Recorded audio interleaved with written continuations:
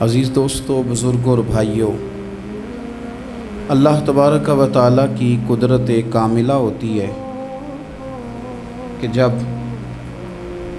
وہ بندے پر کوئی آزمائش ڈالتا ہے، اس کی حکمت کا تقاضا ہوتا ہے کہ بندے کو کسی ابتلا کا شکار فرما دیتا ہے۔ پھر اگر بندے کے اندر اخلاص ہو، للہیت ہو اور بندہ کی ساری امیدیں اپنے رب تعالیٰ سے وابستہ ہوں، تو پھر اللہ تعالیٰ اس کی برات کے لیے بھی بندوبست فرما دیتا ہے، اس کی صفائی کے لیے بھی خود اللہ انتظام فرما دیتا ہے، اس کی عزتوں کی بحالی کے لیے، اس کے وقار کی بلندی کے لیے اور اپنے بندے کی حفاظت کے لیے سارے اسباب بھی اللہ ہی پیدا فرما دیتا ہے۔ قرآن مجید سورہ مریم، اللہ تبارک و تعالیٰ نے اپنی قدرت کاملہ کا اظہار کرنا ہے کہ رب چاہے تو بغیر باپ کے بھی اولاد پیدا کر دیتا ہے، لیکن جس جگہ سے اس قدرت کا اظہار ہو رہا ہے، جس ذریعے سے لوگوں تک یہ بات پہنچ رہی ہے، اس کے بارے میں لوگ کیا خیال بنائیں گے، کیا ذہن بنائیں گے، یہ بھی ایک پوری داستان ہے۔ حضرت مریم رضی اللہ تعالی عنہا کو اللہ تبارک و تعالیٰ نے بغیر باپ کے جناب عیسیٰ علیہ السلام عطا فرما دیے۔ اب اس بات کو جب لوگوں کے سامنے پیش کیا جائے گا، لوگ کیا رائے دیں گے، یہ بھی تو ایک مشکل کام ہے نا۔ وہ خاتون، وہ پاک باز عورت جس نے اپنی زندگی کے سارے اوقات ہی اللہ کے گھر مسجد میں گزارے، جس کی ماں پاک ہے، باپ پاک ہے، خاندان پاک ہے، اس خاتون کو بغیر باپ کے جب گود میں بچہ لے کے لوگوں کے سامنے جانا ہے تو کن رویوں کا سامنا کرنا ہے، یہ آپ سمجھ سکتے ہیں۔ کسی شاعر نے کہا تھا کہ الجھے الجھے بکھرے بکھرے روز و شب دیکھے گا کون، لوگ تیرا جرم دیکھیں گے سبب دیکھے گا کون۔ لوگ تو ظاہری حالات کو دیکھتے ہیں اور فیصلہ کر دیتے ہیں، سبب کیا ہوا تھا، وجہ کیا بنی تھی، تصویر کا دوسرا رخ کیا، اس پر تو غور ہی کوئی نہیں کرتا۔ اور پھر مخلوق تو فنکار ہے اس درجہ کے پل بھر میں، سنگے درے کعبہ سے بھی اصنام تراشے، تم کون ہو کیا چیز ہے داغ کبابی، لوگوں نے تو مریم پہ بھی الزام تراشے۔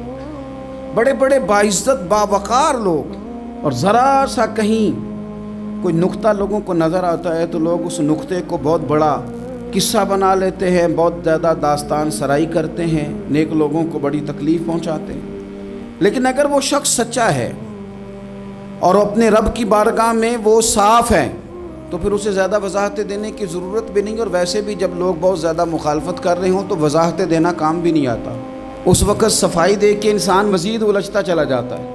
حضرت مریم کی گود میں جناب عیسیٰ علیہ السلام تشریف لے آئے تو جناب مریم کو حکم تھا کہ آپ نے بولنا ہی نہیں، آپ نے بات ہی نہیں کرنی، آپ خاموش رہیں۔ وہ خاموش ہیں، بچہ پنگوڑے میں ہے، قوم کے سامنے ہے، تو قوم بڑے سخت نظروں سے دیکھتی ہے، بڑے سخت جملے کہتی ہے، اور انہوں نے کہا کہ مریم یہ بچہ کہاں سے آ گیا، آپ بھی نیک، آپ کا باپ بھی نیک۔ تو جناب مریم نے کیا کہا، قرآن مجید سورہ مریم کی آیت نمبر 29 دیکھیے، فَأَشَارَتْ إِلَيْهِ، تو جناب مریم نے نا پنگوڑے کی طرف اشارہ کیا، جناب عیسیٰ کی طرف اشارہ کیا، توجہ ادھر کی، فَأَشَارَتْ إِلَيْهِ، بچے کی طرف اشارہ کیا، گویا اس سے پوچھ لے تو قوم کیا کہتی ہے۔ انہوں نے کہا قالوا کیف نکلم من کان فی المہد صبیا، یہ کیسے بات کرے گا، یہ تو پنگوڑے میں بچہ ہے۔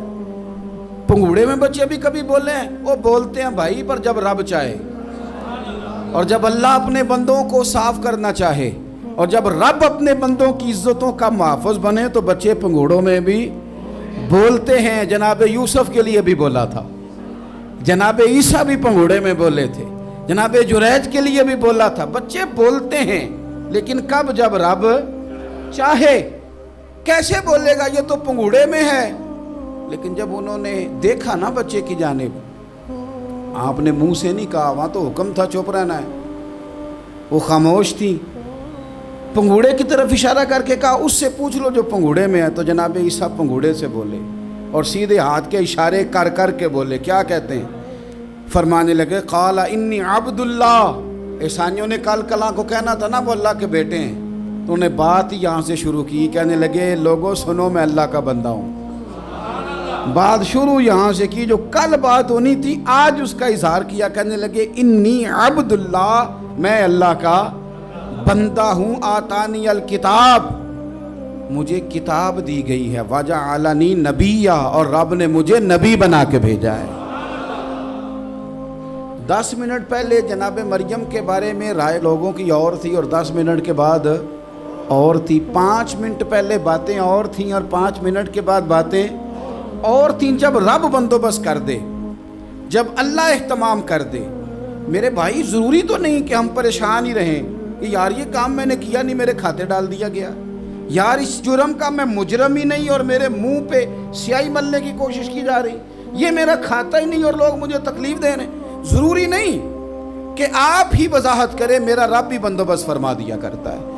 اور جو اہتمام اللہ کرتا ہے نا، جو بندوبست رب کرتا ہے، آزمائش آ جاتی ہے، بڑے بڑوں پہ آ جاتی ہے، لیکن بعض اوقات بڑی تکلیف ہوتی ہے جب اس بندے کو لوگ کٹہرے میں کھڑا کر دیں جس کا جرم ہی کوئی نہیں، اس شخص سے لوگ سوال جواب شروع کر دیں جس بیچارے کے خیال میں بھی وہ بات نہیں، پھر وہاں وضاحت دینا، نہ کردہ گناہوں کی وضاحت دینا، یہ بڑا بوجھ بنتا ہے، بڑی تکلیف ہوتی ہے، اور لوگ کرتے ہیں یہ کام۔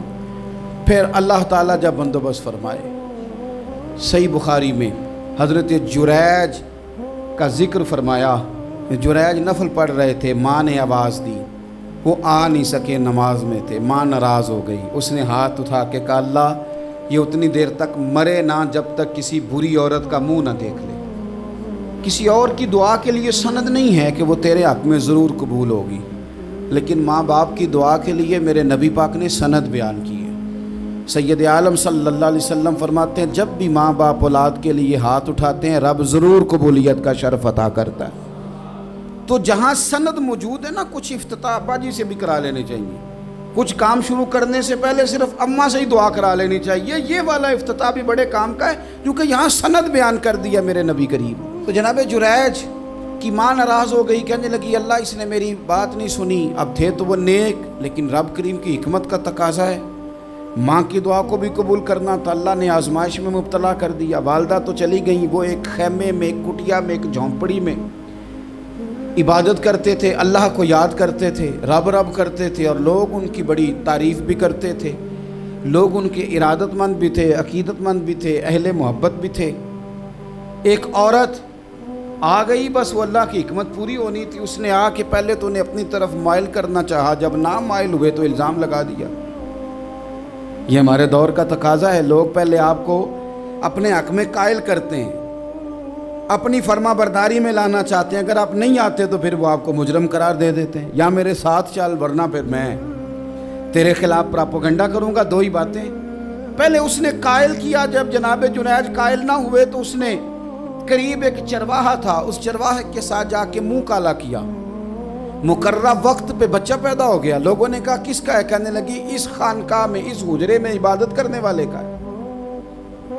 اگر کسی دیندار پر ذرا سا بھی الزام لگ جائے تو آپ یقین کریں کہ بڑے بڑے خوفناک لوگ بھی نیک ہو جاتے ہیں، جن کا اپنا سارا ماضی کالا سیاہ ہو وہ بھی اجالوں کے راہبر بن جاتے ہیں، جن کی اپنی زبانیں ساری زندگی آلودہ رہی ہوں وہ بھی بڑے بڑے اعلیٰ سچ بولنے لگتے ہیں۔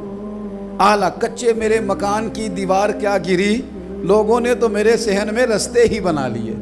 بڑے لوگ آ جاتے ہیں، پھر بڑا کچھ کرتے ہیں اور بڑے بڑے خوفناک جملے کستے ہیں، بس کو نقطہ جو ہاتھ آ گیا ایسے جیسے گرنے کا انتظار کر رہے تھے۔ اب جناب لوگ اٹھے، احتجاج شروع ہو گیا، شور پڑ گیا، یہ بابا بڑا نیک بنتا تھا، نفل پڑھتا تھا، عبادتیں کرتا تھا، دیکھو اس کا حال کیا ہے کہ اس نے ناجائز بچہ پیدا کیا۔ بغیر تحقیق کے میں کہہ چکا ہوں کہ الجھے الجھے بکھرے بکھرے روز و شب دیکھے گا کون، لوگ تیرا جرم دیکھیں گے، سبب دیکھے گا کون، لوگ تیرا جرم دیکھیں گے، سبب کوئی غور نہیں کرتا کہ وجہ کیا تھی۔ او بھائی کچھ تو مجبوریاں رہی ہوں گی، یوں ہی کوئی بے وفا نہیں ہوتا۔ الزام لگا دیا، شور ہوا، احتجاج ہوا، دنیا اکٹھی ہوئی، ان کا انہوں نے حجرہ گرا دیا، مارا بھی، پیٹا بھی، ایک نیک آدمی کو بدنام بھی کیا، برا بھلا بھی کہا، گالیاں بھی دیں، جو کر سکتے تھے کیا۔ اب جب سزا دینے لگے نا تو جناب جریج کہنے لگے تھوڑی سی اجازت دیتے ہو، مار تو تم نے دینا ہی ہے۔ کہا جناب ٹھیک ہے دیتے ہیں۔ انہوں نے کہا صرف 2 نفل پڑھنے ہیں۔ اب وہ نفل پڑھ رہے تھے تو لوگ اس وقت بھی کہہ رہے تھے فراڈ ہی کر رہا ہے، دھوکہ ہی دے رہا ہے، چونکہ ذہن بن گیا نا، بدگمانی آ گئی۔ انہوں نے 2 نفل پڑھ کے ہاتھ اٹھائے، کہا اللہ جانا تو میں نے ہے، پر اس رسوائی کے ساتھ جنازے تک نہیں خراب ہو جاتے، قبریں تک نہیں لوگ بدنام کر دیتے۔ کہا اللہ جانا تو ہے، پھر اس رسوائی کے ساتھ تو میری مدد فرما، اب تو میرا کیس تیری ہی عدالت میں ہے، تو رحمت کا دروازہ کھول۔ ہاتھ اٹھائے، دعا مانگی، نفل پڑھے، پورے مجمع پہ نظر دوڑائی، کوئی نہیں تھا سپورٹ کرنے والا۔ کل تک جو کہتے تھے نا تیرے لیے جیئیں گے، تیرے لیے مریں گے، ساری عمر ہی آٹا گدہ ہے، لکھاں کیتے نہیں پیڑے۔ اب وقت آیا ہی تے محمد بخشا کوئی نہیں ہو بیٹھا نیڑے، ایک بندہ بھی نہیں تھا ووٹر سپورٹر ساتھ دینے والا کوئی نہیں تھا۔ تو جناب جنید بچے کی طرف اشارہ کر کے کہنے لگے کوئی نہیں بول رہا، تو ہی بول کے بتا دے تیرا باپ کون ہے، تو ہی بول کے بتا دے کون ہے۔ اللہ اکبر۔ میرا رب جب چاہے تو بچے بولتے ہیں، رب چاہے تو گونگے بولتے ہیں، رب جب چاہے تو پھر پتھر بھی بولتے ہیں۔ جب کہا نا تو ہی بتا تو بچہ بولا، اور بول کے کہنے لگا میرا باپ جریج نہیں، میرا تو وہ ہے جو بکریاں چرانے والا ہے، وہ میرا باپ۔ جب رب کریم نے توفیق دی تو بچہ بول پڑا۔ جب رب بندوبست کرتا ہے کسی کی عزت کی حفاظت کا تو پھر کوئی اسے رسوا کر سکتا؟ یاد رکھنا جب رب محافظ ہو تو پھر لوگوں کا پراپوگنڈا وہاں کچھ کر سکتا؟ لوگ کئی دفعہ بڑا گہرا جال بنتے ہیں، سازش کا رنگ بڑا گہرا ہوتا ہے، عام سادے آدمی اس کو سمجھ نہیں پاتے، اس پراپوگنڈے کا حصہ ہو جاتے ہیں، انہیں پتہ ہی نہیں چلتا یہ بات دراصل کیا کی جا رہی ہے۔ یہ کتنی گہری حسد کی آگ ہے جس کو لوگ بغض کے ساتھ ہوا دے رہے ہیں، اپنی عداوت کے ساتھ اس کو زیادہ جلا رہے ہیں۔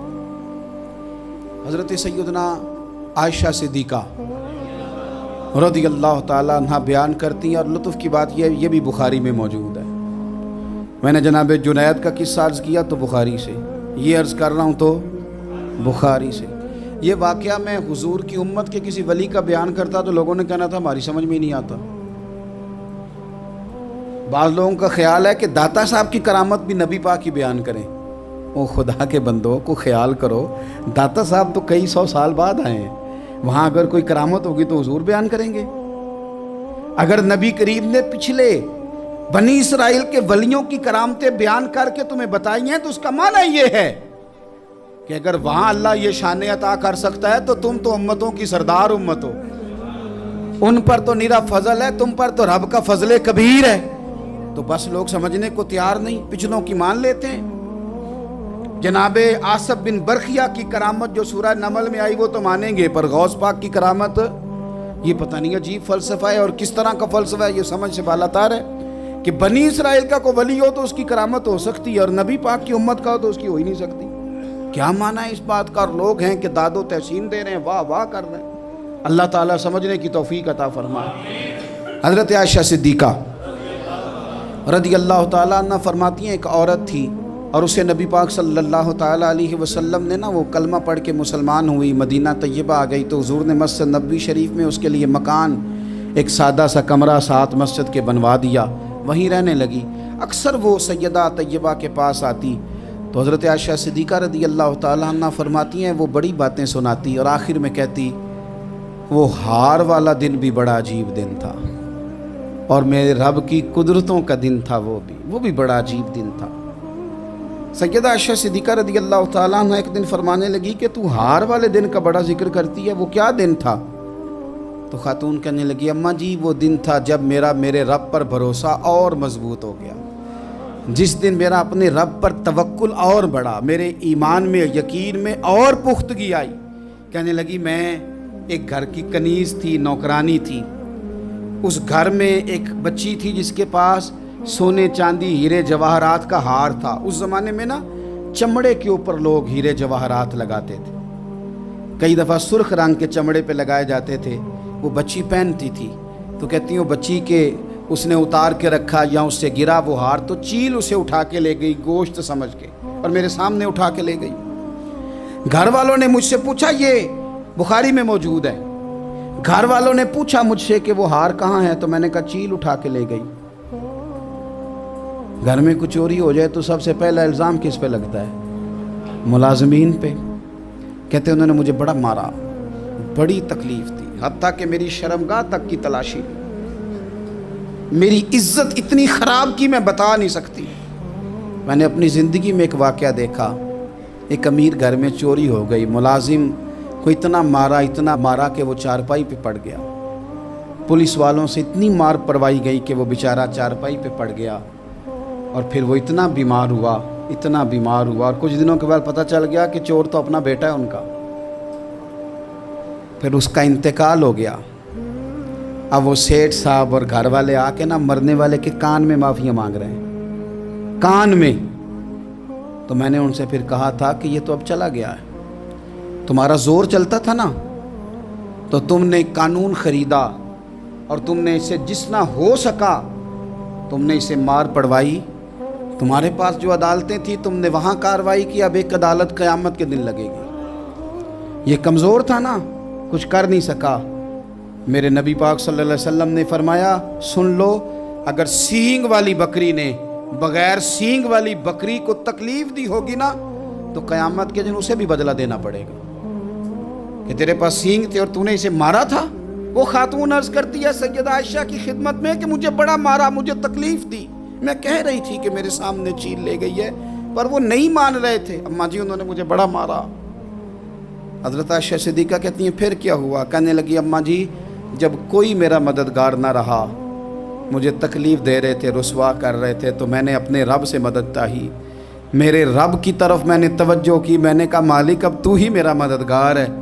کہتی ہے وہ مجھے مار رہے تھے تو وہ چیل جو ہار لے گئی تھی وہی لے کے واپس آ گئی، اور ہمارے سروں کے قریب لا کے اس نے جب اس ہار کو پھینکا، وہ مجھے چھوڑ کے سائیڈ پہ ہوئے، وہ میری بے گناہی جان گئے، لیکن آپ کو بتاؤں اس دن سے میرا اپنے رب پر یقین اور بڑھ گیا۔ مجھے سمجھ آ گئی کہ جب انسان پورا ٹوٹ جاتا ہے اور جب کوئی چاروں جانب اس کا مددگار نہیں ہوتا، تو رب تو ہوتا ہے نا، اللہ تو اس کا مددگار ہوتا ہے نا، وہ تو پھر اپنے اس بندے کی مدد کرتا ہے نا، پھر وہ تو توانائی دیتا ہے نا، وہ تنہا نہیں چھوڑتا، وہ تو آنسوؤں والوں کے آنسوؤں پہ بڑا کرم فرماتا ہے، وہ تو قسم پرسی میں آ جاتا ہے، اس کی رحمت بڑھ کے استقبال کر لیتی۔ تو بھائی جب آپ پر اللہ کی حکمت کے تقاضے پورے ہونے لگیں اور زندگی میں کبھی کوئی ایسا وقت آئے کہ آپ محسوس کریں کہ تنہا رہ گئے ہیں اور کئی اپنے بھی مخالفین کی جماعت میں نظر آنے لگے ہیں، تو اس وقت پھر دل، روح، زبان اور ذہن کو یکجا کر کے سمجھ لینا کہ جب ساری دنیا ساتھ چھوڑ جاتی ہے تو رب کی رحمتیں اس وقت بھی ساتھ رہتی ہیں، اور اللہ کی مدد اس وقت بھی بندے پہ کرم نوازی کرتی ہے۔ ایک اور حدیث سنیں، لطف کی بات یہ ہے یہ بھی بخاری میں ہے، یہ بھی واقعہ بخاری میں ہے۔ اللہ اکبر۔ ایک شخص نے نا ایک بندے سے قرض مانگا، اس نے کہا مجھے قرضہ دو۔ وہ کہنے لگا کہ کتنا قرضہ؟ اس نے کہا 1000 دینار۔ دینار سونے کا ہوتا تھا، درہم چاندی کا ہوتا تھا۔ 1000 دینار چاہیے۔ اس نے کہا کوئی گواہ ہے تیرے پاس؟ غریب کا گواہ بھی کوئی نہیں بنتا، کبھی الجھ جائے نا کوئی بندہ تو کئی اپنے بھی کہہ دیتے ہیں کہ ہم اس کے قول فعل کے ذمہ دار نہیں ہیں۔ ایک غریب آدمی کو قرض کی ضرورت پڑ گئی، 1000 دینار چاہیے۔ میں کہہ چکا ہوں کہ درہم چاندی کا ہوتا تھا، دینار سونے کا، اب 1000 دینار لینا ہے۔ تو جس بندے سے اس نے کہا، اگرچہ وہ نیک بندہ تھا، اس نے کہا یار 1000 دینار دے دو، تو کہنے لگا کوئی گواہ ہے تیرے پاس؟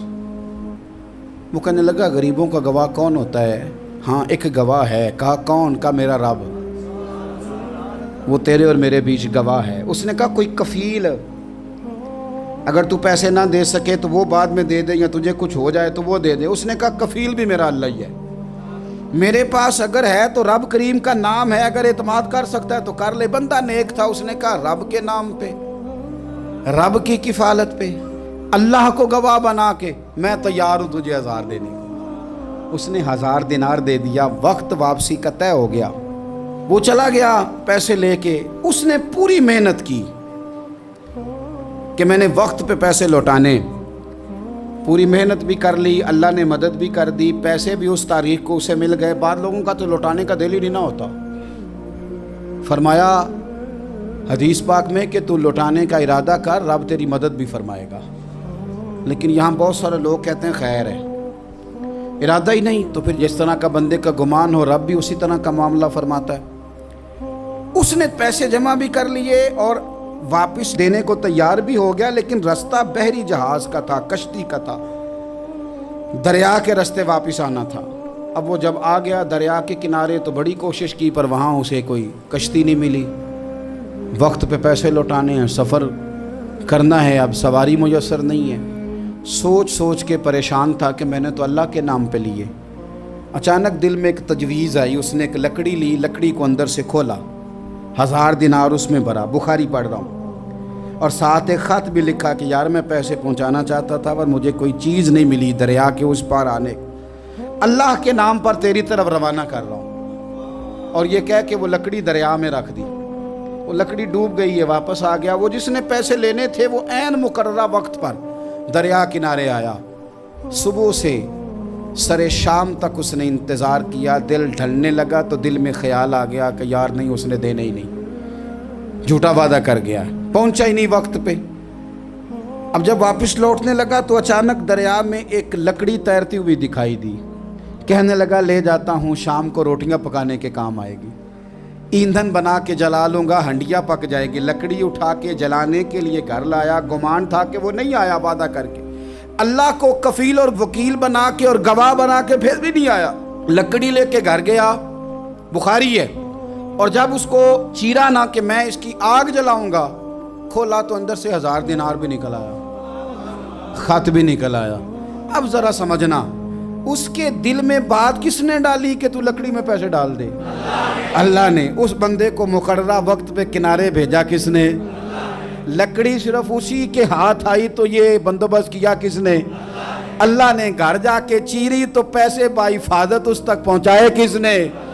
تو پھر ہمیں بھی توجہ اللہ کی جانب ہی کرنی چاہیے، ہمارے پہ دل کی توجہ رب کی طرف ہی ہونی چاہیے نا، ہمیں ادھر ادھر جانے کی، دیکھنے کی، بندوں پر غور کرنے کی ضرورت کیا ہے؟ وہ پیسے پہنچ گئے، یہ وہاں اپنی جگہ پہ پریشان تھا، اس نے 1000 دینار اور جمع کیا۔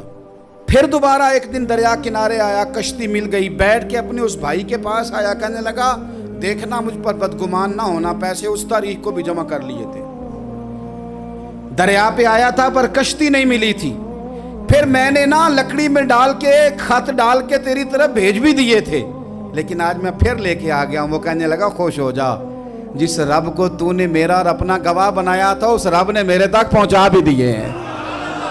جب لوگ اللہ کو گواہ بناتے ہیں، رب کی جانب اپنی توجہ کرتے ہیں، اپنی چاہتوں، خواہشات اور اپنی ساری چٹھیاں اپنے رب کریم کی رحمت کی طرف روانہ کرتے ہیں، پھر اللہ اپنے بندوں کو مایوس نہیں کرتا، اللہ اپنے بندوں کو نواز دیتا ہے، اللہ تبارک و تعالیٰ اپنے بندوں پہ کرم نوازی کرتا ہے۔ او سنگیو، ساری امیدیں سیٹھوں، نوابوں، دنیا داروں سے کیوں وابستہ کرتے ہو؟ ساری توجہات کا مرکز کیوں ان لوگوں کو بناتے ہو جو تمہیں دنیا میں مضبوط نظر آتے ہیں؟ اپنی توجہات کا مرکز اپنے خدا کو بنائیے، اپنے مالک کی جانب اپنی ساری خواہشات کا رخ پھیر دیجئے، اپنی توجہات اپنے رب کی جانب کر لیجئے، وہ اپنے بندوں پہ بڑی کرم نوازی فرماتا ہے، وہ عزتوں کا بھی محافظ ہے، وہ پریشانیوں میں کرم نوازیاں فرمانے والا ہے، وہ ساتھ دینے والا ہے، وہ اس کی رحمت قریب آ کے بندے کو سہارا دیتی ہے، وہ اپنے فضل سے اپنے بندوں کی ہر مشکل میں دستگیری فرماتا ہے۔ اسیاں سے کبھی ہم نے کنارہ نہ کیا، اور تو نے بھی تو دل آزردہ ہمارا نہ کیا، ہم نے تو جہنم کی بہت کی تدبیر، پر مولا تیری رحمت نے گوارا نہ کیا۔ عدل کریں تے تھر تھر کمبن، اچیاں شانہ والے، تجھے تو فضل کریں تے بخشے جاون، میرے جے منہ کالے، آخر دعوایا ان الحمدللہ رب العالمین۔